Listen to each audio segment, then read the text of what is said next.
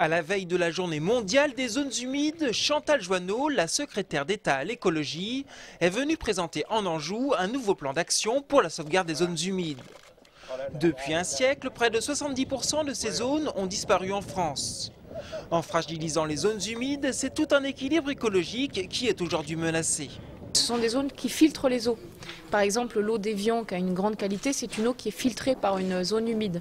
Vous avez même des bassins d'épuration, d'assainissement des eaux qui sont faits avec des zones humides.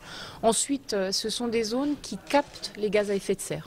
Elles ont un rôle dans la lutte contre les changements climatiques majeurs. Ce sont des zones très riches en biodiversité. Il y a un an, Chantal Joanneau avait constitué un groupe de travail chargé d'élaborer un plan d'action pour préserver les zones humides.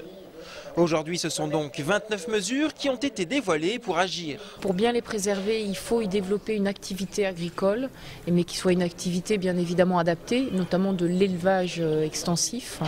Ensuite, il faut limiter l'urbanisation ou le développement des infrastructures comme les routes sur ces zones qui grignotent au fur et à mesure de ces zones.